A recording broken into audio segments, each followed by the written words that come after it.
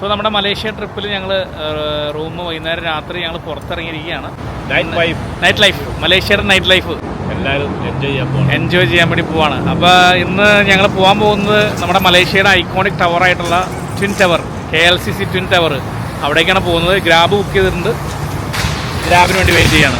നമ്മുടെ നാട്ടിൽ ന്യൂ ഇയറിനെ കാണുന്നത് പോലെ തന്നെ ഇവിടെ നമ്മുടെ മലേഷ്യയിലും ഒരുപാട് ആളുകൾ ഇവിടുത്തെ ചൈനീസ് ന്യൂ ഇയർ ആഘോഷിക്കുന്നുണ്ടായിരുന്നു.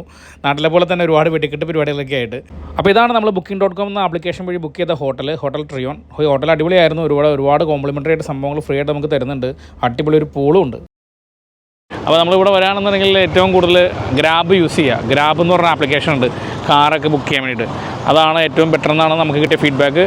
ഇവിടുത്തെ ലോക്കൽ ടാക്സി എടുക്കുകയാണെങ്കിൽ നമ്മൾ കഴുത്തിറക്കും. ഒടുവിൽ എങ്ങനെ നമ്മൾ മലേഷ്യയുടെ ഐക്കോണിക് ആയിട്ടുള്ള പെട്രോനാസ് ട്വിൻ ടവറിൽ എത്തിയിരിക്കുകയാണത്. എൻ്റെ പുറകിൽ കാണുന്നതാണ് പെട്രോനാസ് ട്വിൻ ടവർ.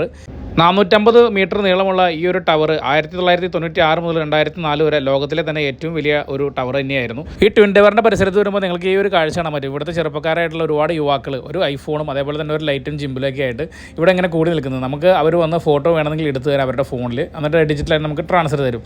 വിവിധ തരം പോസുകളിൽ നമുക്ക് ഫോട്ടോ എടുത്ത് നമുക്ക് ഷെയർ തരും. ഒരു ഫോട്ടോയ്ക്ക് അവർ ചാർജ് ചെയ്യുന്ന 5 റിംഗറ്റൊക്കെയാണ്. അപ്പോൾ അടിപൊളിയായിട്ട് ഫോട്ടോ എടുത്തിട്ട് നമ്മുടെ കൂടെ വന്ന് നമ്മുടെ രംഗീതും ജെഫിനൊക്കെ ആ ഒരു ഫോട്ടോ എടുത്തിട്ടുണ്ടായിരുന്നു.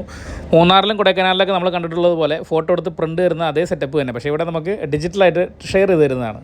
ഈ ഒരു ട്വിൻ ടവറിനടുത്ത് പ്രവർത്തിക്കുന്ന ഒരുപാട് കൊമേഴ്സ്യൽ കമ്പനികളുടെ വൻകിട കമ്പനികളുടെ ഓഫീസാണ് ഈ ഒരു ട്വിൻ ടവറിനടുത്ത് പ്രവർത്തിക്കുന്നത്. അപ്പോൾ നൈറ്റിൽ ട്വിൻ ടവറിനടുത്ത് വരികയാണെന്നുണ്ടെങ്കിൽ ട്വിൻ ടവറിനോട് ചേർന്ന് തന്നെ ഒരു അടിപൊളി ഒരു പാലമുണ്ട്. പിൻഡാസാൻ സലോമ ബ്രിഡ്ജ് എന്ന് പറയുന്ന ഒരു ചെറിയൊരു പാലം. ഈ ഒരു പാലത്തിലും ഒരുപാട് കാഴ്ചകൾ കാണാനുണ്ട്. ഒരുപാട് ലൈറ്റിംഗ് പരിപാടികളാണ് മെയിനായിട്ട് അവിടെ കാണാനുള്ളത്. ഇവിടെയും നമുക്ക് ട്വിൻ ടവറിനടുത്ത് കണ്ടതുപോലെ തന്നെ ഒരുപാട് ഫോട്ടോഗ്രാഫേഴ്സിന് അത് ഫോണുമായിട്ട് നിൽക്കുന്നത് കാണാൻ പറ്റും. നമുക്ക് അവിടെ കാണിച്ചതുപോലെ തന്നെ ഇവരെ നിന്ന് അവർ പല പോസുകളിൽ ഫോട്ടോ നമുക്ക് എടുത്ത് ഷെയർ തരുന്ന സെറ്റപ്പൊക്കെ ഉണ്ട്. ഈ ഒരു ബ്രിഡ്ജിൻ്റെ നൈറ്റ് വ്യൂ, അതും ഈ ഒരു ലൈറ്റിലൂടെ നടന്നു വന്നിട്ട് നമ്മൾ ആ ഒരു ട്വിൻ ടവർ കാണുന്ന ആ ഒരു വ്യൂ എന്ന് പറഞ്ഞാൽ ഒരു അടിപൊളി വ്യൂ തന്നെയായിരുന്നു. അപ്പോൾ നിങ്ങൾ ട്വിൻ ടവർ വരികയാണെങ്കിൽ തീർച്ചയായിട്ടും ഈ ഒരു പിൻഡാസാൻ സലോമ ബ്രിഡ്ജിൽ നിന്നുള്ള ഒരു വ്യൂ ഇവിടുത്തെ കാഴ്ചകളും കാണാതിരിക്കാൻ മറക്കരുത്. അപ്പോൾ നമ്മുടെ ബസ് ലേറ്റ് ആയതുകൊണ്ട് നമ്മളോട് എത്തിച്ചേരാൻ വേണ്ടി ലേറ്റ് ആയതുകൊണ്ട് തന്നെ നമ്മൾ ഒരുപാട് സ്ഥലങ്ങൾ കാണാൻ നൈറ്റ് നിന്നില്ല.